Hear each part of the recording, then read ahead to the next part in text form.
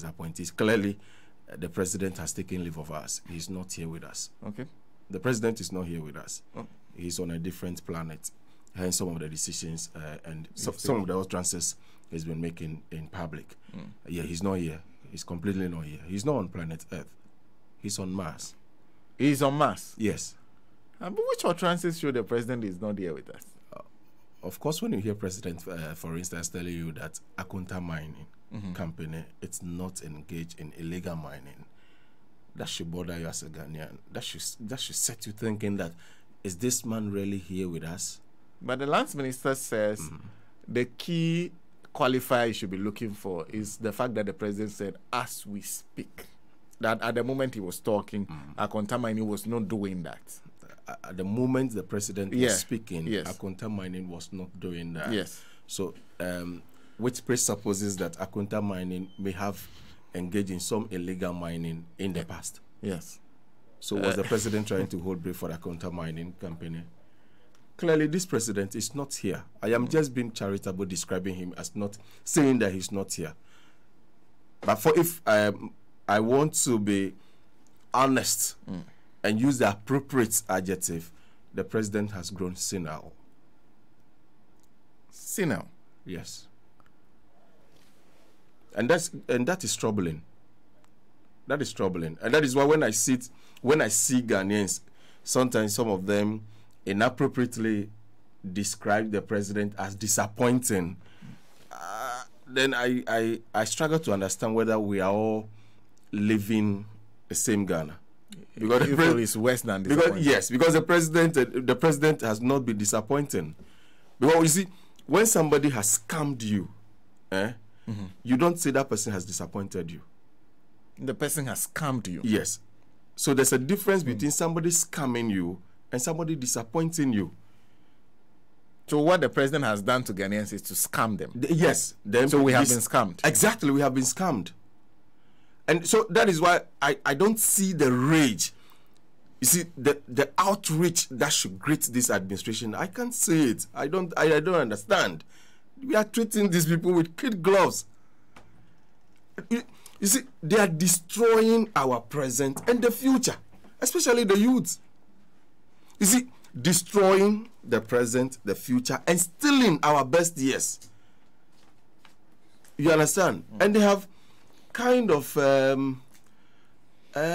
neutralized that youthful exuberance that should be channeled in criticizing, lambasting, and castigating the ills of this administration. They have neutralized that one by impoverishing the youth. So the youth are just there looking for the crumbs of, these people. You understand? Something to be dangling before them. Yeah. That's what is going on. That is what is going on. Well, if you just join us, you're listening to Selorm Dzramado.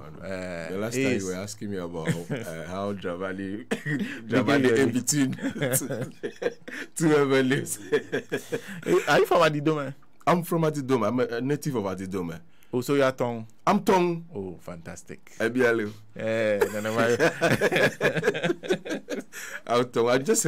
came this morning. Okay. But yesterday when you called, I told you I was in Adidome. Yes. But because duty called, I had to rush here. That's how I work. Nice to see you this morning. We thank God for safety. Yes. Yeah. I forgot to even say that. For God graciously granted me safe journey to Accra and then to my station, the power station. Well, we are also expecting Larry Alans Dogbe of the Herald newspaper to join us. And hopefully we'll be joined maybe for the last hour by Reverend Abraham Lamte. Oh, okay. To make a panel of 3. Okay. We are talking about 2022 this year. 2022, you have been very active. Very, very active. When it comes to protests, pressure. And given the circumstances now, I will be more active in 2020. Oh, yes. 2023. Oh, yes. Yes. Yes. You see, this government should be toppled democratically. Toppled democratically. Yes. It will be in the interest of these people, the interest of the collective Ghanaians. It will be in our collective interest if this government is toppled democratically. Explain. And I say that with hand on heart. Okay. I say it without any equivocation or prevarication. That the government should be torpedoed democratically. Because, look, an ocean, a vast ocean of mess is being created by this government. So, if you think you will succeed this government and you have the capacity to clear this mess, Senator, I'm sorry. I'm sorry. Nobody, as you speak now, has that capacity, the intellectual wherewithal, that the person is so resourceful that when Ghana is handed to that person today, as we speak, that person within a matter of 4 years can clear this mess. I don't think so. That is why this thing should come to a stop. The mess that is being created, it's a mountain of mess, a monstrous mountain of mess being created by this administration. And that is why, you know, the Constitution itself, the framers of the Constitution in their own wisdom says that, I think in Article 36, that's my favorite article, one of my favorites in the Constitution.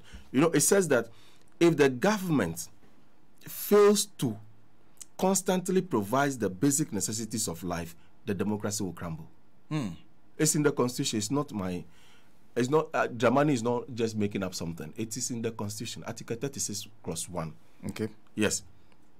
That democracy will crumble if the government fails to constantly provide the basic necessities for the people of Ghana. Democracy will crumble. And that is the stage we are in today. We are finding it difficult to put body and soul together. We are literally eking out living. We are surviving. We are not living as human beings in this country. Yes, things are tough. And we need to call out government. And this government, fortunately, is just a government made up of family members. So how can a government that is made up of family members be more powerful than the collective? I don't get it. Why is Ken Ofori-Atta still holding his position as the finance minister of this country? And you think we don't have any constitutional panacea to remove that person, that there's no constitutional panacea to that? There is. It is just that people are not willing to get into the street to remove that person from. It's there. It's a constitutional right. Do you know the Constitution says that every person living in Ghana should be happy? Every person living in Ghana, Article 36, Clause 2, should be happy. Yes. Are you a happy man? Are you a happy man? Your producer. Are you a happy man? Are you happy? So you can trace the source of your unhappiness. You know the source of your unhappiness. So if the source of your unhappiness is government, let the government know. Because that's what the Constitution says. Article 36, Clause 2. In fact, Clause 2E says the recognition that the most secure democracy is the one that assures the basic necessities of life for its people as a fundamental duty. Good. That is Clause. That is Clause 2E. Yes. So in fact, there's A, B, C, D, E. Yes. Yeah. So where are you now? I was at E. That was E that I read. Okay, so go to, I think, A. That every person living in Ghana should be happy. That's what the Constitution talks about. It says the guarantee of fair employment and realistic remuneration for production and productivity in order to encourage continued production and higher productivity. There's B, affording ample opportunity for individual initiative and creativity in economic activities and fostering an enabling environment for a pronounced role of the private sector in the economy. C, ensuring that individuals in private sector bear their fair share of social and national responsibility, including responsibilities to contribute to the overall development of the country. D, undertaking even and balanced development of all regions. So I think your 36 one, the states shall take all necessary action to ensure that the national economy is managed in such a manner as to maximize the rate of economic development and to secure maximum welfare, freedom and happiness of every person in Ghana. Thank you. So that's it. Freedom and happiness of every person living in Ghana. That's it. So Ghanaians are in abject misery now. We're in abject misery. You go to, even during the festive years, what I did was to observe certain places. You realize that people gathered at some places, but happiness wasn't on their faces. You understand? Which was not in keeping or in keeping with the spirit of the Yuletide. You understand? So many people are not happy. There is an elephant in the room. That elephant must be addressed. The elephant in the room is that we have a crassly incompetent administration that is making life difficult for us. And we need to fight that administration using democratic tools. Yes. And that is what, I guess that's what I saw you do mostly. Yeah. And you see me holding some lantern. Yes. And you know, particularly as a everyday, you know what lantern signifies or symbolizes. Because we are in darkness. You know, when Jerry Rawlings decided to engage in that revolution on the 31st December 1981, it was circumstances of this nature that led him to do that. And this, as we speak now, things are even worse than they were when he engaged in that. Yes, things today are worse than the antecedents of the 1981 revolution. You understand? So there's darkness of corruption, darkness of cronyism, capital cronyism. There's darkness of nepotism, which is actually killing this country. Because the darkness of nepotism. Nepotism. And you know, when you have a nepotistic government, the problem is that when a member of that government errs or is seen as not capable of performing, it becomes difficult for the person who has appointed that person to discharge him or relieve him of his duties. In other words, because of the family ties. The family ties. You remember when that gentleman was, when he appeared before the censure committee, that ad hoc committee formed by Parliament to censure the finance minister. You realize that a group of chiefs followed him to that place. So that tells you the family, the blood ties. So if the president were to, crack the whip, that Kenuforiata baby ujumano and Sony and TSME Yudi, those chiefs will be up in arms against the president. That is why we need to help the president at this stage. He will have faced the wrath of his family. Exactly. So you think that one of the most difficult decisions the president would ever make is to say Kenuforiata should go? Yes, and that is why we need to, get that thing done. It's one of the things on the front page of the minds of the members of Justice for Ghana to do this year to give Ghanaians some relief.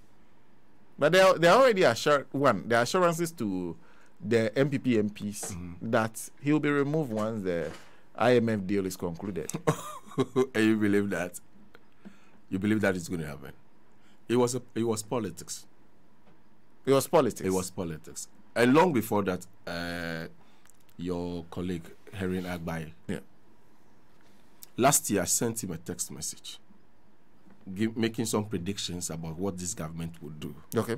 I told him through a WhatsApp message, I told him that this government, some members of the MPP administration will be up in arms against the Akufo-Addo administration to create a semblance of so internal, revolt. A semblance. Okay. Of some internal agitation. Okay. You understand? Which would have calmed the opposition. Okay. And would have deflected attention from the criticism, the legitimate criticism from the opposition to or against the government. You get it? Okay. So let's say when Kobina Japan, for instance, says that, for want of a better example, that's why I'm using Kobina Japan. If Kobina Japan, for instance, says Akufo-Addo or Kenuforiata has banjast this economy, and you see somebody like who who in the NDC now? Let me say somebody like okay, Sami Jemfi, for instance. Sami Jemfi. If Sami Jemfi says the same thing, who will get the media mileage? I think Kobina Japan will get Thank attention, you, because even the cameras here, you know, it has some narrow thing that is called a lamplight. The lamplight, by its nature, is designed to capture the extraordinary. Okay. You understand? Okay. So Kobina Japan criticizing his own party in government would make news more than Sami Jemfi criticizing MPP, because that's no news. So media, pay your work, will follow Kobina Japan, not Sami Jemfi. And that one is just a charade. Kobina Japan's one may be a charade, whilst Sami Jemfi's one may be the true thing, the real thing, but the media will not follow that. So I told him that they will be doing that thing. So when they came and they started doing that thing in front of the cameras and said, hey, we will not agree, we will not do this, I said, this is a charade. It's not going to happen. Because when it comes to such politics, the MPP is miles ahead of the NDC. It's miles ahead of NDC when it comes to such. So you're suggesting that the strategy is to deflect attention from of course, the opposition. So nobody will mind NDC. Because the people themselves, they are criticizing their own government. So if the opposition is also criticizing, but that's the work of the opposition anyway. Okay. You understand? So nobody will pay attention to the opposition. They will pay attention to those MPP members who are criticizing the government. And that is why, as a media house or media practitioner, you should be wary when giving coverage to such individuals. Because today when I say that this government should be toppled democratically, and Kobina Japan says the same thing, you people will not cover my news. You will not follow Kobina Japan. Yes, you will report Kobina Japan, because the money has always been stubbornly critical of this administration. You understand? Meanwhile, mine may be the through reflection, or it's coming right from every fiber of my being. Theirs may be just some synthetic thing. You understand? It's not genuine. So you're not surprised by the attention No. Because immediately the MPs came out, they deflected attention from even the censure motion of the minority. You realize that? Yes, the minority failed. The MPP MPs have also failed as we speak now. Yes, they have not gotten any. They haven't. You understand? So the parliamentarians, particularly the opposition, they did their best, but I think there's something we can do even at the court. Okay. Yes, there's something that is, agitating my mind about that. Whether a similar thing can be addressed by the judiciary. We need to, expand the frontiers of this democracy, particularly under these people, because they will not be in power forever. Okay. You understand? So when they leave, then they begin to, have a taste of their own, the things that they did while they had the opportunity to rule this country or to lead this country. You understand? Okay. Fortunately, we all graduated from the University of Jubilee House last year, 31st December. We graduated from Jubilee House with first degree in the effects of COVID-19 and Russia-Ukraine war. You did that. You graduated. I attended that university at the Jubilee House. It was a university established by Akufo-Addo and his cohorts at the Jubilee House, which compelled all Ghanaians to attend. It was something imposed on all of us to attend and earn a degree in the effects of COVID-19 and Russia-Ukraine war. We have successfully, graduated from that university. So as we speak today, the effect of COVID-19 and the Russian-Ukraine war will not be a course that the university at Jubilee House will force Ghanaians to study again. You understand? Okay. Another thing will come. Okay. Because as we speak, the effect of COVID-19 and the Russian-Ukraine war did not meet any scholarly and academic test. So that course can no longer be pursued by students or Ghanaians at the Jubilee House. So the government definitely will be thinking of bringing something new. So you're saying for this year, you don't expect that excuse to come up? That excuse will not come up. The COVID-19, yes. Russia-Ukraine war. Yeah, war. Because when you attended that university, clearly you can tell me that the effect of COVID-19 on the Russian-Ukraine war was a far-fetched, as far as the management of this economy is concerned. Okay. So therefore, that course cannot continue to be pursued at the University of Jubilee House. That's an interesting way to put it, because throughout last year, and I remember you demonstrated on issues that still relate to the matters of the economy and the difficulties the Ghanaian was going through. The government's response has always been that it is not, they are not, they are not the cause. Yes. The cause is COVID-19, Russia-Ukraine war. You are saying that at this point it cannot be an excuse. Yeah, you see, because it was through that that course at the University of Jubilee House that I observed. I don't know whether my colleague students at the time also observed the same thing. So we are all students. The Ghanaians are all students. Yes, students there, because students there. And the observation I made was that yes, there was Russian-Ukraine war, which may have wreaked some, challenges or havoc on the global economy, and the COVID-19. But the fact that 2 individuals have contracted HIV/AIDS does not mean that they all contracted it from the same source. Because HIV/AIDS, we are told that it is a sexually transmitted disease. But it can also be contracted, or one can be infected through an infected sharp objects. Yes. Let's say blade or pins or those ones. You can be infected through that one too. So if you see somebody who has contracted HIV or is infected by that virus, it doesn't mean that the 2 of them have contracted it through sexual intercourse. So the economy of UK may be ailing as a result of the Russian-Ukraine war and the COVID-19. And Ghana may be having similar thing, but that it does not mean that it's the COVID-19 and the Russian-Ukraine war that is affecting Ghana. That's a valid. You get that then? So, but the government had that smart thing to create an impression as though the whole world or the global economy was in the turmoil. Hence Ghana's difficulties. But whether the COVID-19 or Russian-Ukraine war occurred or not, Ghana's economy, given the way it has been managed, would have resulted in the same thing. Even without those. If we didn't have COVID. If we didn't have COVID. If there was no Russian-Ukraine war. If there was no Russian-Ukraine war. We still have arrived at that point. Yes. Why?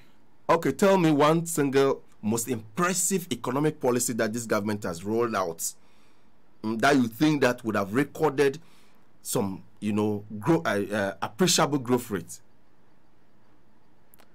an admirable growth rate, a praiseworthy growth rate. Just tell me one single most impressive or transformative policy that this government, economic policy that this government roll out, that you think that the government had just waved a magic wand. Do you have one?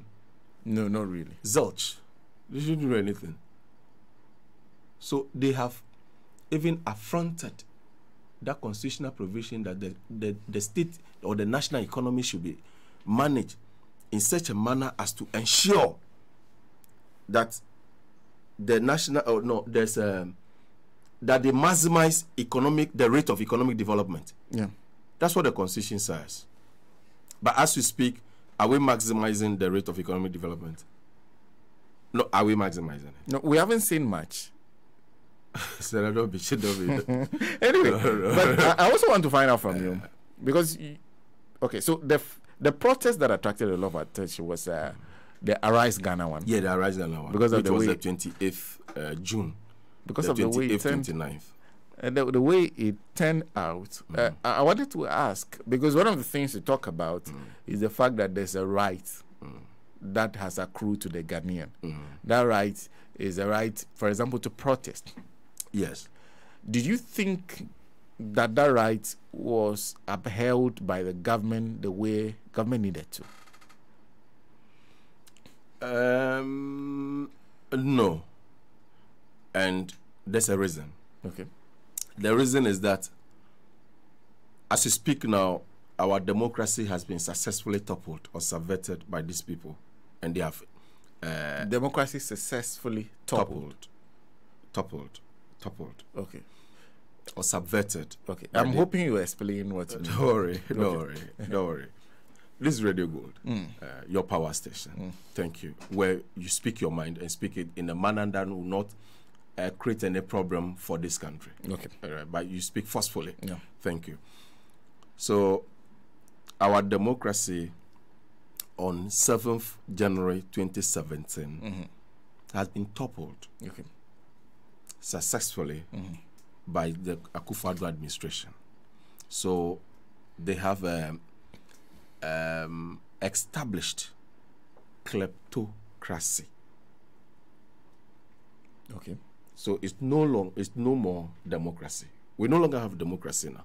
As we speak, our democracy has been suspended successfully by these people. Okay. And what we are going through or reeling under is kleptocracy. Kleptocracy. And let me even use this opportunity to explain it to listeners what I mean by kleptocracy. Kleptocracy, in a basic government term, is just a government formed by criminals or government of criminals. And that is what it is. So when you have kleptocracy, kleptocrats usually do not, or they are opposed to, vehemently, to such manifestations in the streets. They have means of crushing them. So if you have a kleptocrat, an autocrat like Akufo-Addo, and you want to exercise your constitutional right of protesting, demonstrating, and picketing, then you must have a lot of nerves to do it. Yes, because it's a kleptocracy. So the kleptocracy, they are not in for our collective interest. They are in for their parochial, selfish interest. Okay. And that is what it is today. And that is why we shouldn't be treating them with kid gloves. Treat them as people who are doing harm to our constitution. And you know these people, the way they are smart, they are creating this thing for some smart Alex somewhere, let's say in Gondar Barracks, one day to get, agitated, exasperated and say, no, enough is enough. And that person may come from their own fold. And that is why we need to use democratic tools to do it. So nobody will use the barrel of the gun to, subjugate our constitution that we love so much. I am an ardent believer in this constitution, a fervent one. I believe in this constitution because of the person through whom's toil and labor this constitution came to being. That person is my role model. That's Chairman Rawlings. Yes, the principles he stood for, those are the principles that, guide me in the things I do. That is why some of these, even the NDC people, don't find favor with me. Because they are just like these people. And that is why the NDC also need to purge itself of those individuals before they come to power. Otherwise, it will be zilch. All the things we're doing today will be zilch. Ghanaians will keep complaining because people have grown that, what is it called? Avarice. You see, that they've grown materialistic and greedy. Money. No principles. They're in the NDC too. And they are even making the parties now swell in their numbers now, those individuals. You understand? So it's not like, it shouldn't be seem like these people are just against Akufo-Addo. Yeah. No. We see our fighting, or the fight should be a noble one, not just one that is just geared towards an individual or against an individual or a group. No. It should be about politicians. Okay. As I speak to you today, when you look even within the NDC, those individuals are there. And unfortunately, NDC may win power and those people will be appointed and you'll be hearing stuff again. That is why NDC should use its defeat. I said it in 2017 that when the NDC lost power, I was the happiest person. Me, I was so happy. I didn't even vote. I didn't even vote for the NDC. I campaigned against the NDC 2012, 2016. I voted for this gentleman, Akufo-Addo. You know, so you can see I struggle when I'm mentioning his name. Because when I mention his name, it leaves a sour taste in my mouth. Whenever I mention the name Akufo-Addo. You see, so that is why the courage to fight him is there. Because I did not vote for you for your selfish interest. I voted for you and campaigned for you to seek our collective interest. So once you are veering off that route, I have to fight you, even if that will cost my life. You understand? So the NDC should use their defeat as a salutary one that can give them some lessons. Radio Go, you remember those days? Radio Go, I think 2006, there about, yeah, 2000. I started that thing, being in the trenches with those folks from 2006, 7, 8. And when they came to power, I stepped back. That's what I usually do. Me, I don't go with government. Me, I've never. I voted for Jerry Rawlings 96. I voted for Kufuor 2000. So 2004, reluctantly I voted for them because I realized that the NDC had been in power for a long, for so many years. So I voted for them again, not because of their performance, but because there was something that the Kufuor administration did in my hometown at Dogbe. Yes, I was so excited that they did that thing, so I had to, vote for the Kufuor administration in 2004. But 2006, 7, 8, I was in the street. You remember Ropa? Yeah. Ropa. Yeah. Yes, all the 3 demonstrations that we held, I was in there. 2006 with myself, and even at the time, His Excellency John Dramani Mahama was a member of Parliament for Bole Bamboi. Yes, I remember, having a chat with him from Obrasport to Farisco Traffic Light with John Tia Krogo, who later became Minister for Information. You see. So when they came to power, 2009, Professor Mills, you can see my hair bushy. You can see it. So I did this for Professor Mills 2009. So between the 2006, 7, 8, I had a bushy, wretched hair and kept her. And it was something I used as a commitment that until Professor Mills came to power, scissors will not enter my hair. So I declared that on the 7th of January 2009, when President Mills was done with his oath of office, I would, crop my hair to Sakura. Okay. And it happened. Alhamdulillah, it happened. The same thing I'm doing for my namesake now, His Excellency John Dramani Mahama. So this on the 7th of January 2025, when the oath of office is taken, like I, John Dramani Mahama, in the name of God, do solemnly swear that I blah blah blah blah blah blah, then this hair will be down, meaning this system, everything about the dark ages, this dark era of Akufo-Addo, it's gone, a new era. So I begin to watch you, observe you closely, whether you perform to the satisfaction and our expectation. That's all. It's not a big thing. We are not asking for too much.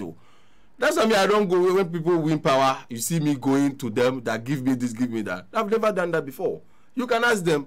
It was only the one who became the gentleman who is now the General Secretary of the NDC now, Mr. Kwete. Correct. I was once in his office for something, but that one, when he was the Minister of Deputy Minister of Finance, it was even a friend who, wanted me to go there for some assistance he needed, and I gradually went there. That's all. I mean, I don't do that. I fight. All these fights that I'm fighting that Ghana will be a better place for all of us. And the gentleman, John Dramani Mahama, and I'm, supporting him just because he possesses something unique that no Ghanaian possesses. What is that? No, I won't tell you this. I won't. No. So don't try to wear my gun out. You can't wear it out. Which means that I don't have it. You don't have it. You don't have. I don't have it. Is it a good chance of beating President Akufo? Of course, that is why I will be all over the place, inshallah, campaigning for him. And you can see I'm animated now talking about this. Yes, he's the best person to defeat. To lead the NDC into victory. He is the best person, as you speak, in Ghana to navigate us through this vast ocean of mess created by Akufo-Addo. Okay. That I say with all the abundance of honesty I can command. Okay. Yes, but I've never made any effort to see him. I've never, like how lots of people do, I want to see your Bahama. I want to do. No. I want my work to, get me results. He's the one I want because he is unique. What he possesses today, I say it again without any equivocation or contradiction, that no Ghanaian possesses that as we speak. And that is why it is incumbent on us to bring him back and not listen to those naysayers, the professional gerrymandering like those in the Jubilee House. Joma, we will beat him again. Oh, okay. We are bringing him on. Joma is my man. You see, it's not like he's the best person in Ghana to steer the affairs of this country. What I'm saying is that he is the best person. He has a certain uniqueness that nobody has in Ghana as we speak today. That is why it will be in our interest if that person is given the mandate to steer the affairs of this country come 7th January 2025. Okay. You don't have, I don't have. The gentleman here doesn't have it. A high likelihood of succeeding. Is there a high likelihood of succeeding in an election? Yeah. Against the MPP. Not against the MPP. Get this thing right. Okay. I am not the MPP. I'm saying that it will be in our interest, collective interest as Ghanaians, to vote for somebody like His Excellency John Dramani Mahama. Okay, to steer the affairs of this country from 7th January 2025, because he has certain uniqueness that nobody in Ghana has. This is no exaggeration. And I can see you are still trying to know what is it that he has that others don't have. Yes. No, I told you. Is it the experience of being in office and losing it, and the fact that you feel that you value it if it gets the opportunity again? Because I've been listening to Radio Go since 1991, 96 about till now, I know how to answer some of these questions. I'm sorry. So it's just the same question you're asking, to know what is it that he possesses that no Ghanaian possess today. You understand? It's just another way of putting it. When the time comes, I will definitely talk about that. Okay. Well, I will form my own campaign team for him. Me. Yeah, campaign, small one for him. And that one will be like the militant wing of whatever campaign structure his party will, form. Charlie, so you go straight for the jugular. No holds bar. That is the kind of things that we'll be doing. Because if we were to go with the party one day, then the whole thing will be like, what is happening today?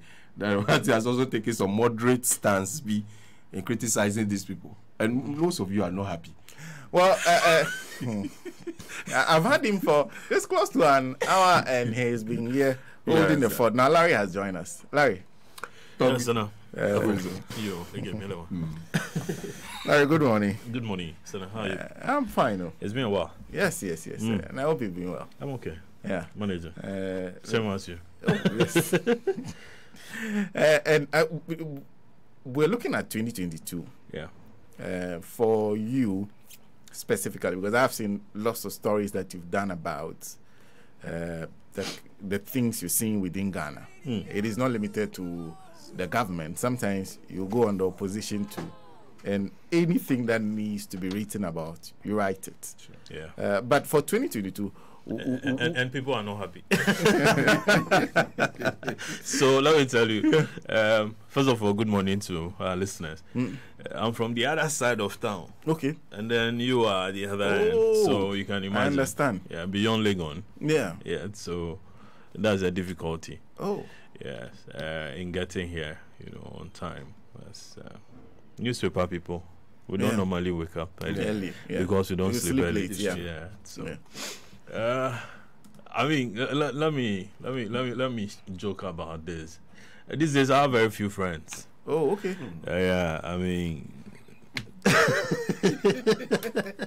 because of some of the things that we do, taking on the issues, government, opposition, mainly because, see, the view has been that we can't use yesterday's strategy to fight today's war. Yeah. Why am I saying that? I think people have gotten comfortable in both in opposition and then in government. Okay. I mean, lately I've been telling friends that something, the politics of this country has changed to where the politicians have become more friendlier towards one another. Yes. Okay. And so the kind of acrimonious politics we saw during, let's say, President Rawlings's time, PNDC, and then, you had the element of the UP in trying to, do whatever, Akuntabesi form, Ashaoba, all that and all that and all that. That whole politics has changed. Okay. You remember when Kufuor took office, Jerry Rawlings talked about how several times, his accounts were being investigated. Journalists were sent out of this town to many countries to go and check whether or not he had secret bank accounts in places like Switzerland and many others. And then, he talked about being followed up and down, assassination attempts and all that. We have moved from there. President Mills comes in, and then it got more friendlier. Yeah. And then President Mahama came in. And because maybe a lot of them were his colleagues in parliament, it got a lot more friendlier. A lot more friendlier. That friendship has continued till now, where everybody is comfortable. Opposition is comfortable, government is comfortable. So the kind of, where you had to wake the people up. Listen, see what is happening. Do this, do that, do that. You're not seeing that more often. Okay. There's horse trading here and there. Oh, allow us to go. This guy will sack him in 2 weeks. We'll sack him in 3 weeks. During vetting. Then, for the first time, you had people say that, something, this guy is from my geographical area. And although he's MPP and he has issues, or he couldn't perform, or he couldn't acquaint himself well during the vetting, let him go. He had been corrupt in office. He had done this, he had done that, he had done that.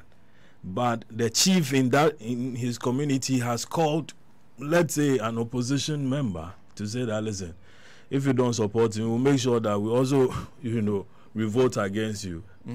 And so then you have people, who are of dubious, let's say, expertise, dubious characters, let's put it that way, being put in office. And all because opposition has also, is complicit in all that. You get it. And, we have reported on most of these things as a newspaper. And it's gotten us, more enemies than friends. You could sometimes be reporting and somebody goes, oh, but why don't you have friends across? This guy is my friend. We were in school together. We get those calls. Oh, why? We support the same, football team. We attend the same church. We do this. We are married at the top. We are this. We are that. We are that. And that we attended the same secondary school or were university dorm mates. At that point, then you know what you are dealing with. That there's an elite consensus. There's an elite consensus operating. And once there's elite consensus, people like you who queue for long hours will not get whatever it is that you want to queue for. Once there is that elite consensus, Senator, I bet you people will go into an election and say that, listen, we don't have results because we couldn't collate results. People will go to court and say that elections have been stolen. However, we don't have the numbers to justify it. A whole political party like NDC shouldn't be telling us this. Okay. You know what I'm saying? NDC shouldn't be saying this. Whether it came from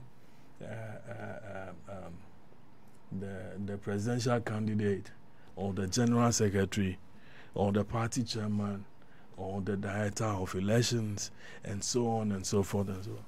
I mean, we shouldn't be talking about this. Because NDC was the first political party to file an election petition.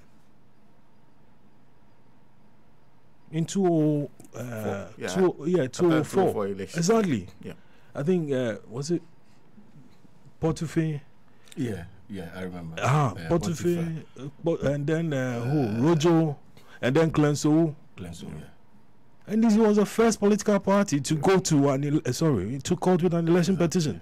By the time the court declared that, listen, let's go and have that whole thing recounted, the party, the EC at the time said they didn't have the ballot boxes to do the district assembly election. Correct. And so, I mean, the whole thing. I remember I was working with Raymond Archer's Enquirer then. And we saw pictures of NDC people in rooms where these ballot papers, the presidential ballot papers had been thrown, and they were in there, picking one, trying to have it recounted. Whatever came out of that, nobody knows. So with that history behind you as a political party, every election, the first thing to tackle is what mechanism to deploy in order to get your results counted and well secured, so that when there is a challenge or there's a doubt, you quickly produce it to people to justify whatever claims you are making. You get it? And you can't be talking about this, Obviously, people's interests are at stake. And when, as a reporter, I mean, some of these things are really good feedback for you that, okay, sometimes maybe you are doing something well. And so, people are not really... So you really don't mind... I sleep well, Senna. I sleep so well. I sleep so well. But I think that more has to be done. Okay. I mean, in terms of creating an alternative for the people. I think Jerry Rawlings said something, and I think one of his... I think his last statement on the political stage in Cape Coast, where he said, listen, let's not mimic these people. Correct. I mean, I spent days, and even till now, every now and then, those words flashes in my mind as to what exactly did the man mean. And I could relate that being friendly with, being too friendly, being too cozy, being too...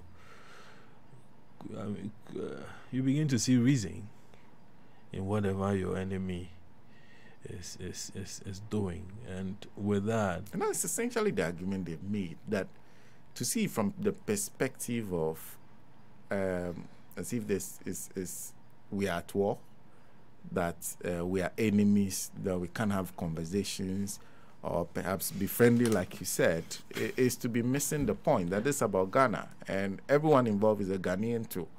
I don't know whether you are following I don't know whether you are following what's happening in the U.S., where even the Republicans have taken a stand against a particular person becoming speaker. Yeah.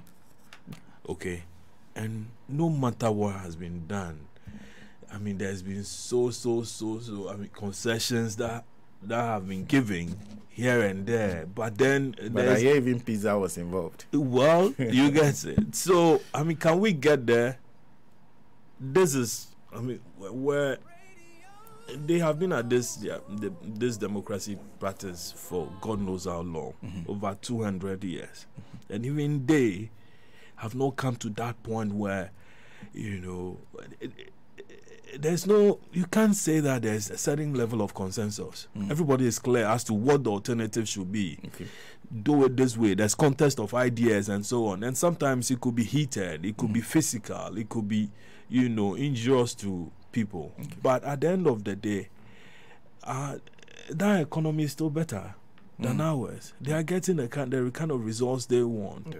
Okay, and things are better there. So clearly, you are not seeing the clear lines between. Increasingly, the lines are blurring. A lot of people are not NDC, MPP. A lot of people are not seeing it. A lot of people are not really seeing it. Let's be blunt. We are social activists. We are social element. You have, I mean, you've been to schools where you are taught that, listen, test this particular hypothesis. Test this, test that, test that. And when you test it, you are told also to observe. Yes. You are told to listen.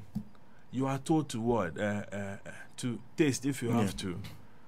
Okay, and so, my brother, there's a lot has to be done going forward. I mean, I've even heard people say that, listen, NDC is getting too complicit.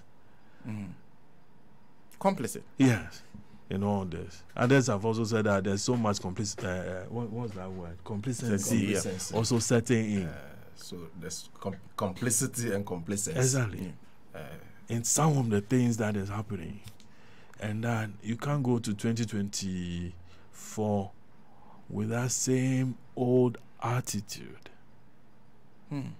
You can't. But Larry, you remember I think the 2008 election. There was something the NDC did, but I don't know why this crop of the NDC leadership is reluctant to do it. They brought in people, fresh faces, new faces, who were hungry for results and for their names to be part of history. Okay. So youthful guys, they blended them with the old folks. So the youthful ones were not politically tainted in any way. They had a clean, slate, so to speak. Yeah, I don't mean like the friends that are correct. You understand? Yes. So they deployed them to work. So if, for instance, that person appeared on Radio Gold and made allegations against the Akufo administration, that person had nothing in his closet that he would be afraid of politically. But it appears this time around, for some selfish reasons, the NDC doesn't want to do that. They just want to use the same old faces that some people clearly that this person is tainted. And if that person is fighting, everybody, the perception is that, he's only fighting to come back to, continue what they were doing in 2016. So if Larry, for instance, decides that, okay, now I want to be an NDC activist, Larry has nothing to fear. Because Larry has nothing in his closet politically that, if it's revealed, will get him embarrassed and may not have the verve, the energy to fight for the party. Today, look around His Excellency John Dramani Mahama. I'm just being, to be cruel, to be kind. We say Akufo-Addo should reshuffle. I jokingly said to somebody that, okay, Akufo-Addo should reshuffle because that one, it will be in the interest of Ghanaians. But when you look around His Excellency to reshuffle, I say that this is a candid feedback to him. This is Radio Gold. If he's not listening at this moment, please get him this tape that me, Dramani, who is fighting tooth and nail for him, says that he should reshuffle his team too. There are people there who are too comfortable. Recently I was in the streets. Then I had an invitation to attend a party. So when I asked about the details of the party, I said, no, that will not be in sync with what I've been doing in the streets. So I can't go there. I declined it. I never went there. I'm in dark now. It's a solemn pledge that, given the economic difficulties we are in, I cannot be wearing bright colors. My colors should be in keeping with what we're going through. I can't wear white. What am I glorifying? A personal victory over the collective misery that the government has plunged us into. So I said no. I declined it. So throughout this thing, I never attended any party. I only attended a party that was organized for some kids in Bakpa at the Dome. Oh, Bakpa. okay.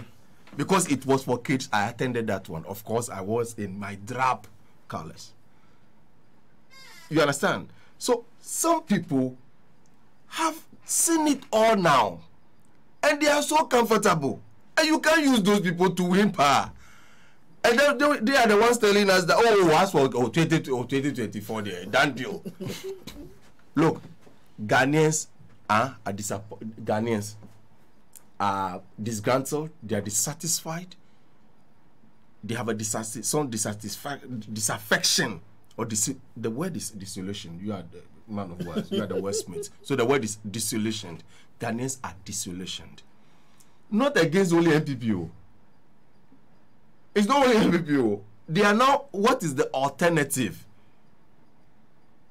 But I can tell you, when you open the phone, like the NDC folks will call and tell you, oh, we are winning, we are coming back. But the point is, it doesn't always, you see, take NDC supporters to get NDC victory. Okay. It is the people who have been toeing the middle.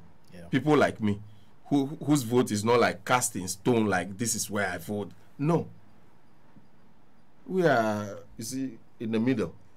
So this time around, it's John Dramani Mahama. The only difference between me and the dictionary definition of a floating voter is this. Me, when I decide that this is the candidate I'll follow, I'll vote for, I don't sit on the fence. I get involved because I want the candidate to win. Okay. So in 2020, for instance, when I decided that it should be John Dramani Mahama because these guys have failed, I was all over the place working for him. But I never got in touch with any NDC person that, chairman, now it's about Godfather thing, you know. Larry, it's not, the policy is about that thing now. Godfather. The Godfather thing. And that is what is killing. No, but it has always been there. Yes. It has always been there. But the extent to which we are losing ours now, it's so... you are either for... you either belong to the Rollins camp or belong to the Mills camp, or the Mills camp, Millstroke Ahoy camp, and then years on, the Mahama camp was also created, you know, and did it work well? I mean, history is there for everybody to see. Yeah. I have to take a break. Right. When I come back, we'll talk a little more about 2022 and what needs to change in 2023. Imagine strutting into the most anticipated wedding of the year, only to see 7 other girls wearing your exact same outfit. You are special and one of a kind, and that's why whether it's voice, data or SMS, you get to enjoy personalized offers tailored to your specific needs with MTN Just For You. Dial *141# or select your options on the My MTN app to redeem your unique Just For You package on Ghana's best mobile network. MTN. Say, Masuma Jome, many langard for any chakabia. Order for Sawo Passasia Mansu be any home. Assasia won't cut a sub edimu. Look no further. Hearts Builders Real Estate ever sorted out. Yawansa Sinibi was Shine Hills, 13,000 cities. Chopoli 20,000. Ningo Pram plot size and a 70 by 100. By a deposit of 4,000 Ghana cities. Diakano, yes, spread them on. It's Yanekaka, Pusumi Siantem. Who assassin the baby? Who perceive Sidan Esisumawa. Hearts Builders Real Estate. Are your right choice. Yet on plumbing materials bia. Ye delivery our and cry anytime. Yes, so your cleaning services BAB. Boho ye too. A juba be for construction hono. Men kotu sikemu. For one Christmas promotion ya. Hearts Builders Real Estate at the Mount so. Freya CCR 0555 314 806 0241 665 200. Yawa Ashamai. Yani Mandela Park no ena edi enimshe. Hearts Builders Real Estate. We are your future planners.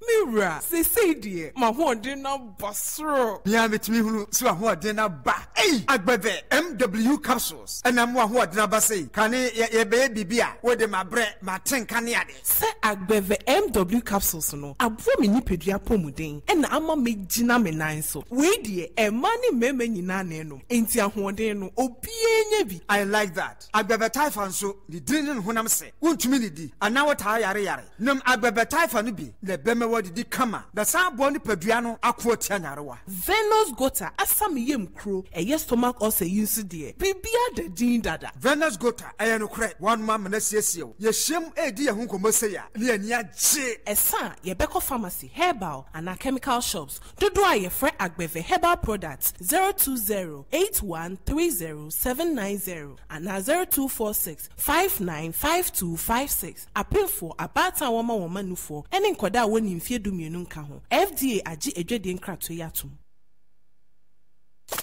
One station. Accra 2022, 23, 24 and more. We don't chat, by Drema. Back live. Commercial free. Just mid-morning show. Oh, we love what you have by Drema.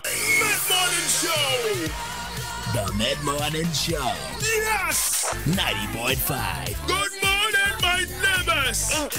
On Channel by Drema. Experience quality radio station. Put your hands up. Rave. Yes. Powerful. More than vibes and more. Accra 90.5. We don't jam here by Drema. Whoa, we love you.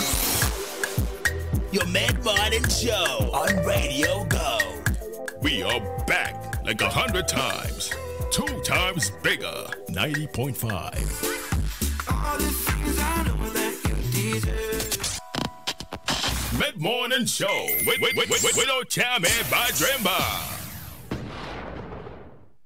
And don't forget, at 10 a.m., Ochame will take over from me with the mid-morning show. We are at 19 minutes past 9, and we'll still have a conversation on a Friday morning on the issue of governance. The issue, because of course, if you're talking about governance, and Larry, I get the impression that both of you are saying the same thing, that in 2022, perhaps you saw something within governance that should have attracted a certain level of reaction. A reaction that should have at least established that this government has failed by now. But that hasn't happened. Is that the impression you get? Yeah, that's the impression. I mean, it's not about an impression. I think it's an open conversation. Yeah, it's on the lips of everybody. Because then you begin to hear that, oh, they are all the same. You begin to hear that they are all the same. They are all the same. They are all the same. So then it goes back to what Jerry Rollins, mentioned. Let's not mimic them. The very moment people are unable to distinguish between the two, and then the country is heading somewhere. Do you get it? But the NDC has always insisted, one, they don't have power. Well, you see, it's what the NDC is saying. That's the narrative of the NDC, or elements within vocal elements or platform elements. But beyond the platform, beyond the, the advocacy, go down and you hear. So sometimes you hear, I mean, let's not go there, but so people are beginning to ask, so, I mean, what is the alternative? What is the alternative? Is the alternative marketing itself better? What are the programs? With this, we'll do that. With this, we'll do this. With this, we'll do that. With this, we'll do. I have also seen a certain opposition communication that is social media based. That is not getting down, and it takes me to what this gentleman said. Atta Kennedy said that the Nanado's campaign is in the air. It's not on the ground. Okay. So you could see the NDC communication is always hanging, And it's also, centralized, if that is the word, around individuals. Correct. And so then they go to radio stations or TV stations, and the first thing they do is to take pictures of themselves and then post it on Facebook, post it on, all the social media platforms. And then they take some 2 or 3 minutes video shots of themselves, and with Bija, why I say he's firing. No, I think it has to go down. When you say go down, go down to win souls.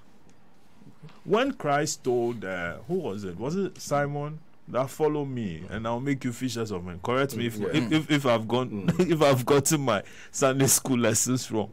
He said, "Follow me, I'll make you fishers of men." I mean, you saw him moving. So it was a campaign that the man was waging, a campaign against evil, a campaign against the business as usual. Okay? So, I mean, then this campaign shouldn't just be, has to go down. You have elected communicators all around. Okay. Are they winning souls? Or is just the usual combative, approach, giddy? No. Sometimes, what is the message? Who is the messenger? What is the target? Okay? I mean, can Senna do it better than Larry Dogbe? Correct. Or Dramani will do it excellently than all two of us? So you should decide who you send down there to deliver the message to the people, to convince them to follow you, to buy into your ideas, share their frustrations. Sometimes the guy it's not about money. It's about how you touch him, where you met him, what you said. It shouldn't be robotic. You need to be flexible. It's like, chasing a lady. If I could use that formula. You saw her today, you called her, she didn't mind you. Maybe you were looking for a particular, traits in a wife, and you think that she possesses it. And you go, she didn't. The third occasion, she might want to hear you, but after listening to you, she will think that, listen, this guy is daft. But you know what you're doing. You go back and strategize. You keep going until, one day it's just like, okay, let me listen to Senna. And there, you are on to the, to hear your wedding bells and all that. But the message, you need a strategy to back all that you're doing. But if the people are asking, what is the alternative? Or they are all the same. And it's that thing where they are getting disillusioned in politicians.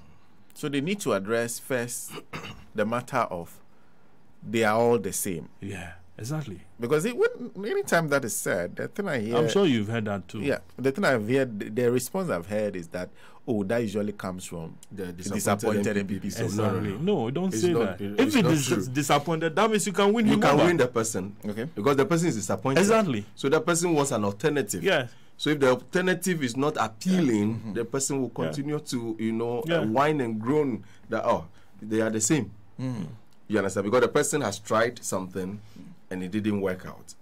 So, okay, what's the alternative? No, the alternative looks like what I tried. You see? So, to even buttress what Larry said, from time to time, I go down. It's about groundwork in the language of somebody. It's about groundwork.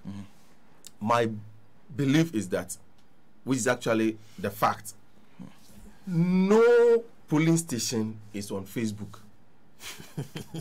Is there any polling station on Facebook? No, but the people who are members of the who vote at that polling station. No, is there any ballot? No, do we place ballot box on Facebook? It's your mama alive? No.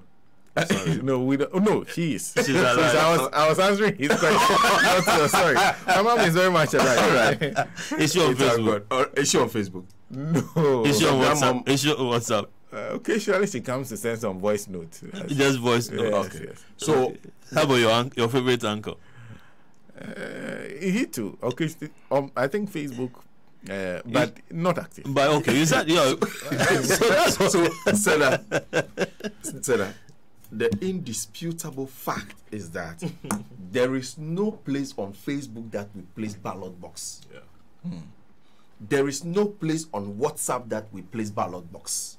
But that's not to say that this. There is no place on Twitter that we place ballot box. But, I mean, okay, too much so on you see, you engage in some simultaneous campaigning. Okay. So you are on social media, on the ground as well. Okay. Okay, and that is what I do. So from time to time, I go down. Let me go and interact with the people. So, you know, when we had this, our Rise Ghana demonstration, 28th, and you know that one, I was shot in the upper rib. So I went home. So I had to use that as an opportunity to, you know, see if what we were doing in Accra was reflecting well on the people, whether they had the same views as what we had in Accra. So I spent 4 months in our constituency and the neighboring ones. You see, so I engage, I interact. Okay. In my flip-flops, you understand? On my motor, Okada. I hop on Okada, we go to places where boys gather. I meet with them. You understand? Then we generate some political conversation. What's going on? So, what was I looking for? Feedback about even our own manifestations in the street. Whether the people endorse what we do or not. Agreed with the positions you have. All right. So, today, I am on Radio Gold. I was in our constituency, Central Town constituency, where your call came. I was doing politics there, on the ground. You understand? Sometimes you don't do it like I go there in the name of NDC, whatever. No. From an objective standpoint. So, because you want to elicit a correct answer from the person, so you can use it to work. So, if your method or the methodology itself is faulty, you may not get the right response from the person. You understand? So you go there as an objective observer. I mean, nationally I'm known as a political activist, not an NDC activist or MPP activist, a political activist. So I realized that no, what we're doing is resonating well with the people. It's having some like they are appreciating what we're doing, because even the calls, a new melody, a jilemie jonto mauna yirao, mauna tokpo crown. You understand? So it means they are excited. And some of them they tell her, "Your party and tell me you can't to how more if you all party balance." And you know why they tell me this? Because they can see that this guy is fighting the way they think the party should. Understand? So once the party is not seen, or the party has taken a moderate stance, and this guy is going hard on the government, that is what they like. So they come to me, but your party did not know law one fifia. Na po no kejo jole parliament menya no kaima. Fifia ma no kozini. Some of them Togi, some of them say Mahama no kozini. I cannot say anything. So I tell them, no, Mahama, if President Mahama speaks, then he speaks in his capacity as the former president of the republic, not as a leader of the NDC. So they should wait. When he's endorsed, he's elected as the flag bearer, the standard bearer of the NDC. Yes, that's why if he's not talking, some of us will go to him talk. Say something. You understand? Because he will be duty bound to say something and go hard on these people. So having said that, now let me return to the main thing here. Now you Larry, you've done lots of stories. What's your conclusion in terms of this government's performance in 2022? So now, it's been abysmal. Let's put it that way. I mean, for the first time in the history of this country, you don't have to explain inflation to the average person in the street. You get it? Because he goes to the market today for something that he bought 5 Ghana cedis, and then the next day he goes and it's about 15 cedis. Okay. And then the next hour he goes, or he's on his way back, and then somebody calls him and says that, or calls her and says that, hey, this thing you claim you got from there, how much did you buy? So I bought it 15 cedis. So I just go here and then it's about 25. Yeah. Okay. And so that is inflation for you. Fuel price, kept changing on daily basis. Cement at the beginning of the year was around, 35 Ghana cedis thereabout. By the end of the year, cement was 85 to 90, and but for the grace of God, would have hit, 100 Ghana cedis, a bag of cement. Yes. And I would say that the cement market is one of the most competitive, market you could ever get, because then there's Jata cement, there's Diamond cement, there's Gasem, and then the Chinese have also taken over the market and so on and so forth. But even that, you had issues where their prices were the same. So in terms of the economy, it is nothing to write home about. And that is how come you had the MPP MPs. I partly agree with what some of the things that Dramani said about that whole thing looking like a charade. Yeah. Okay. But also, listening to Eugene Boachi entry, and then some others, you could feel that no, indeed, there is something that there's a strife within, and people would want to see the back of Ken Ofori-Atta, because if, I think Gabi said it before, that if the economy is about borrowing, then no, it was Esla Osu who said it. Yeah, he's Radio Goat's nemesis. Who said that if borrowing was there's also a tweet from Gabi like that. To that effect, He even used a much more graphic term. Yeah, that if it's about borrowing, then her 18 or 15-year-old son could manage it better than the NDC did at the time. It has become more evident now that things are not what it is, and Ghanaians are looking for a way out. Also, then in terms of the governance structure that we had discussed that eloquently, where the president's afraid to sack.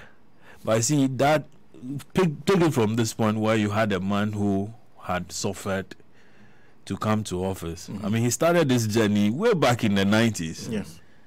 When some of us were in secondary school. And then, he kept at it till came against President Mills. Lost.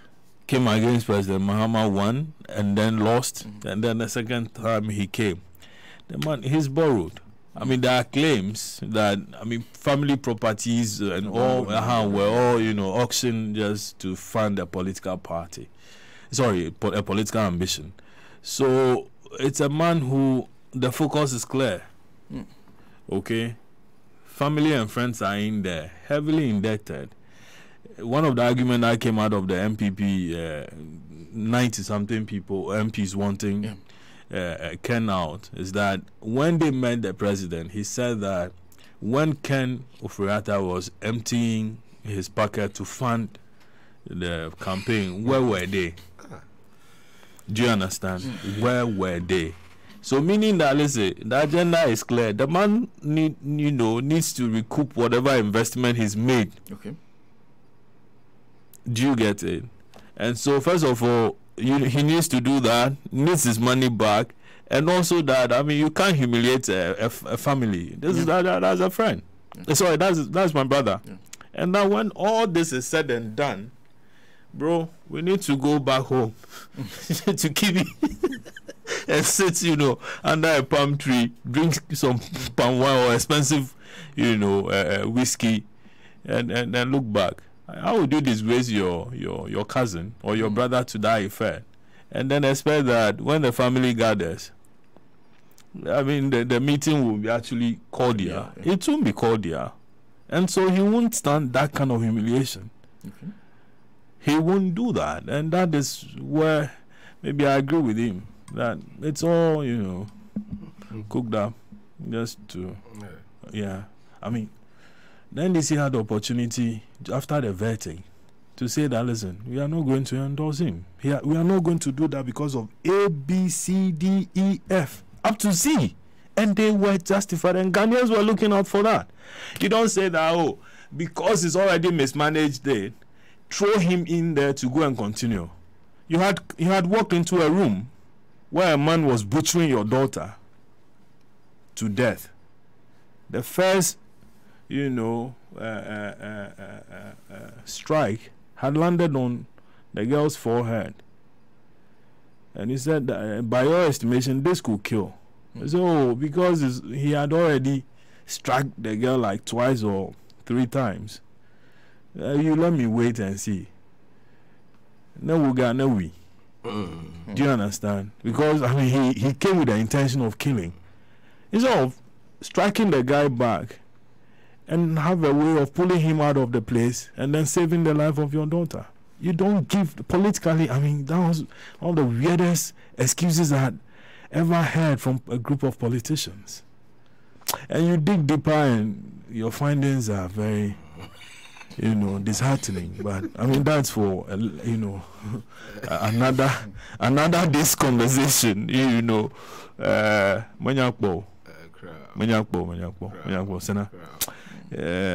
This country deserves better. You see, the politics of this country, I have come to see, is deeper than symbols. It's deeper than symbols. It's deeper.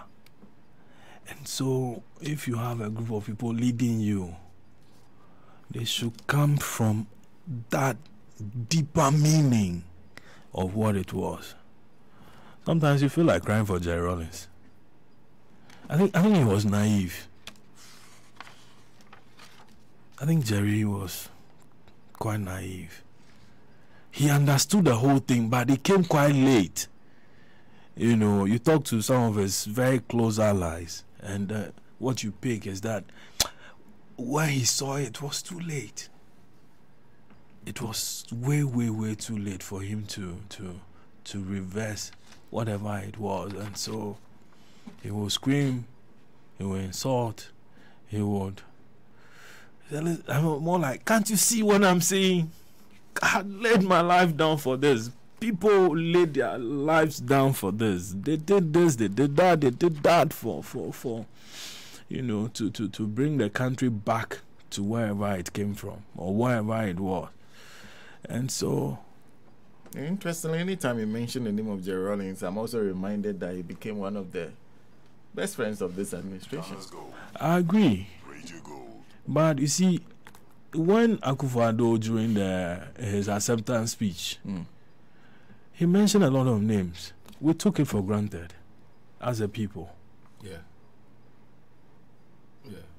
We took it for granted. He didn't just mention Jerry. It was taken for granted. I recall on one of during one of our editions, was it 2016 when 2016 or 2012 when Rawlings was invited by Andrew Awuni. Andrew Awuni had a civic platform, something civic, forum, and he invited Jerry Rawlings as one of the main speakers of the day. Now, we did a story saying that Jerry appearing on an MPP platform. Indeed, he appeared. And Andrawuni, for those who, don't know him, used to be the spokesperson for Aliu Mahama, and then later became spokesperson for presidential, director for communication. And so for Jerry Rawlings to be appearing on that platform, it gave a certain inclination. People started asking, what is happening? Mind you, he had before then dealt with Mills, calling the government Konongo Kaya, so and so, went to Tamale and then gave the Atamochiman analogy and so on. And he went on and on and on and on. I don't know whether people didn't read through that or people just took things for granted. They felt that, oh, okay, that's Jerry Rawlings as usual, being, savagery in terms of because it's not there. Somebody else can do it better and all that. But I think that there were signs. The signs were written on the wall that it was just a matter of time that, this guy was going to swing. And he didn't swing alone. Maybe his was visible. Others swung as well. Others did. Many others did. How to bring back all those people into the fold as far as NDC is concerned, it's up to them. Or just keep the people disappointed the way it is. And like he said, Dramani said, it's not. You hear this thing all the time. You hear this all the time. Okay, in Kejo, what is happening? How come people are not talking? How come NDC MPs went and then had these ministers? There were some specific ministers that people were not ready to see. Lately there was a debate also about VAT, where a certain MP was supposed to appear in Parliament, she didn't turn up. I was even on a program with Selorm Dzramado. It was categorical. It was just something the person feigned. They say the person feigned illness. So the NDC wanted the 2.5% increment on VAT. So it was something orchestrated. So we should stop this. As he said it on the platform. That may not be exactly accurate. No, that was what he said. Okay. But he was doing this thing to create a certain impression as though the NDC and the MPP, they are the same. As for this notion, I don't believe. But in my heart of heart, I don't believe, because even twins are not the same. You understand? The NDC is made up of people from diverse backgrounds. For instance, I believe heart and soul in the principle, the foundational principles of the NDC. All right? But I may not like the leadership of the NDC. That's different. Okay. So that means that if I realize that the leadership of the NDC has drifted from the foundational principles of the party, then they cannot find favor with me, or I cannot find favor with them. Okay. You understand that? That doesn't mean that I no longer, I cease to believe in the principles. I believe in the principles. Because the principles are such that they are in sync with my own, philosophy in life. For instance, when you check my WhatsApp, you can check my WhatsApp this thing right now, that there's something there that I am on a great mission to cheat the angel of death. Okay. You go to Facebook, the same thing I have there. I am on a great mission to cheat the angel of death. And that is what drives me. So you cannot be on a mission to cheat the angel of death and be selfish. Okay. Just this year later, I had a meeting with my old boy, and I had to tell him, I had to be frank, that, Papa, if through me, a community in the Ashanti region, that they don't have water, and through me, that community has water, as my participation in politics, and the community in North and the Volta region, they also have access to something that they lack for so many years. And I don't have a single room to my name, I'll be the most fulfilled soul on this earth before I depart. So if you look at me, politics now, saying this thing to your father, who will be expecting something that, So you look at me, sure? And I say, yes, Papa, I am in this thing to immortalize myself. Not through material stuff, but so that when you are no more, people remember you. Bro, it's just simple. Because I take, as for me, I treat politics as, is it the work of God? Because you want to create comfort. You want to, better the life of people. So that's the work of God. So you cannot be doing that work and be a selfish person. Then it means you are kind of monetizing that enterprise, so to speak, that arena of politics. Commercializing. You are commercializing it. You understand? Because, you see, let's say corruption or open graft. In our case, it's not only it's the graft, the open thievery that you see. Today you hear that an allegation has been made against the special prosecutor by a presidential staffer, that he bought certain, cars. Have we investigated that? Who is investigating the special prosecutor? Has somebody gone into that to ascertain the veracity or otherwise of the presidential staffer, the staffer's claim? Oh, is something like that out today? Yeah. Samuel Brian Buabin. Okay. Oh, okay. Yeah, he made some scathing allegations against the special prosecutor. Wow. I haven't heard. That he bought 50 vehicles. 50 vehicles for his office. Wow. Yes. He himself bought it. Yeah, so he engaged in some, not a banter, because that was not a banter, in some chat with something Pampram fisherman, Annie something. Okay. Oh yes, they have some banter. Yeah, banter. Oh, okay. Yeah, on Twitter. Ah. 50. So clearly, when you do a logical deduction of the presidential staffer's claim on Twitter, you realize that the special prosecutor is being portrayed as somebody who is overly materialistic and therefore may not have the moral, the moral authority to hold that office. That is something from the office of the Akufo-Addo. The president. You said, I don't know. Do you recall when President Akufo was in office? He had an office called Office of Accountability. Yes, okay. Office of Accountability. That was in his office. Yes, and this person was in charge. There was a man in charge. Yeah, I think Mrs. Shiranyasi at the point or something. Somebody was in charge. Somebody was in charge. No, Oboshi Kofi's mother. Yeah, I think it was the mother. One of the. I mean, I'm sure our listeners could correct me.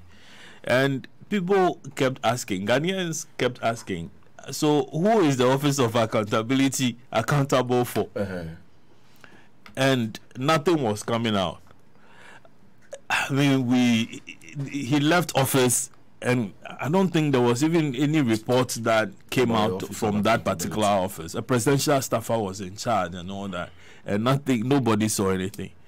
Now, at the point in time, the pressure became too much for President Akufo to justify the existence of that office and the fact that, I mean, nobody is seeing anything. Yeah. And said, that office was only accountable to him. Okay, they are supposed to be reported to him. Now, it's a similar thing that has become of the special prosecutor's office. So, the president pretends that he's fighting corruption. I think I haven't heard him say anything that we are fighting corruption lately. I mean, for in the past 2 years, he hasn't said he's fighting corruption. Larry, the word corruption has fallen into lexical obscurity. Into lexical obscurity of the government. Okay. So it's no longer an active or operative word. Okay. In the so it's no longer a use. It's no longer a use. You recall when he used to say that I Akufo-Addo, I am not corrupt. I have never been corrupt. Yes, in fact, during the time when he was campaigning, that was. So during the campaign, we used to hear that incorruptible Nana Akufo-Addo. Now people no longer say that. And also, you don't hear the president himself saying that, listen, I have pledged to fight corruption and I'm fighting it to its bearers wherever. And I'm sure it's as a result of fighting corruption and all that. That is why he brought the special prosecutor. But from Martin Amidu to this guy, Martin Amidu was attacked morning, afternoon, evening for doing nothing. And because he said, listen, you have rendered me powerless, I can't do anything. So he reduced himself to writing, epistles, exactly. Every now and then. That is what he focuses attention on, attacking individuals with his pen and paper. After a while, when he noticed that the guy was not committed, then quickly he resigned. Then quickly they went and brought Kise Jammeh. Kise Jammeh, I think if you knew him before he got to that office, Kise was a straight guy. Yeah. You understand? And I'm sure it's as a result of that level of credibility that he had, that is why they brought him in. But Kise now is being attacked by by the same President Akufo-Addo's people again. The other day they said, what did they say? That he's not doing anything. He's useless. He should stop writing letters. He should chase people. He should do the. And then the man comes to say that, listen, you don't even pay me my salary. I don't know the conditions of my service. The same thing, the same argument that Martin Amidu also used and all that. So, I mean, I don't know if I'm using the right expression, but it begs the question as to what exactly is that office created for? And if you recall, when during the debates around the creation of that office, people were asking, if you had the office of Attorney General operating, all you need to do is to empower it more and more. And you don't need to create another parole, another structure that will run parallel to the existing one.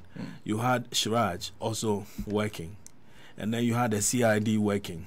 You had the serious fraud office. Today's Iyoko working. So you don't need to create an office of special prosecutor that is going to draw budgets, that is going to employ people, draw budget, and other things and so on.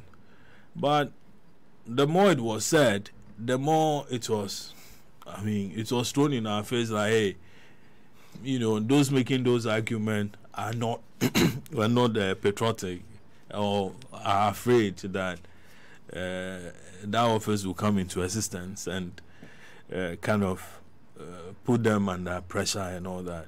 So, 2 years or 3 years, how many years now? For almost 5 years. Yeah. The office. So the first occupant was frustrated. Yeah. This one seems to also be getting to the same level of frustration. Exactly. Sure. And so then, the name he mentioned is a presidential staffer. Yeah. And he's not the only. He even described Kise Jammeh as a joke. You get it. And Kise, if you know Kise very well, Kise, very strict. Kise is not your average kind of person. Okay. Kise is not your average kind of person. The first time Kise wrote to me as a journalist was on behalf of Gabi Asaro Chudaku, who I had written some stories about. And Kise wrote to me as the lawyer for Gabi. People know that Kise and Gabi are very close. Indeed, their law firms run gigs together, as in share cases here and there. You get it. So, for Kise, years on, to be reduced to a joke, quote and unquote, is kind of, should I use the word fascinating? For want of a better word. And I was maybe intriguing. So what is your own verdict on the government when it comes to the matter of corruption? Oh, Senna, what do you want me to say? I think my verdict can be deduced from all that I have said. That suddenly, and then he used what? The corruption has fallen into lexical obscurity. So I have said that the word is missing, and not just missing. It's been the justification of that is what is happening with Kise, where he says no budget, and prior to Kise, Martin Amidu also talked about no budget, no office. At the point in time, he was even locked out from. Martin was locked out from that office. At the point in time, you recall, where suddenly a key was missing. And he couldn't enter his office. So, and even at the MPP communicators level, you no longer hear incorruptible Nana Akufo-Addo. And at the presidential level, you no longer hear him also say that I am not corrupt, I won't be corrupt, and I have never been corrupt. You don't hear that anymore. And so the lexical obscurity thing is a verdict. It's a verdict. What else do you expect? Falling into lexical obscurity. And I have to conclude with you. Yeah. But based on what you said, I'm wondering, one, it looks like the two of you don't expect much of this government in 2023. But the government really still needs to lead this country to a point where at least we'll be in some recovery. Was it 3 days ago where the president, there was talk about Akonta mining? From the way the president came in, Akonta mining owned by one to me is not into this, it's not in that, it's not that, it's not that, it's not that. I mean, what that is a clear case of, you know, somebody who is not ready to depart from his ways. Okay. So you don't expect anything different from someone like that. And again, proud to him saying that when the last time he publicly went on the tour in Ashanti region, one to me was part of the president's entourage. At the heart or at the heat of that Akonta mining, you know, saga. You're sitting in front of the president. Exactly. Yeah, when they visited Tumfo and everything. Thank you. Yeah. Would you expect that from, let's say, President Mills and President Rawlings?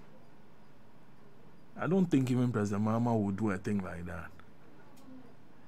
That somebody like this being accused of so and so and so and so. At best, you know, he will say, okay, you'll be somewhere else.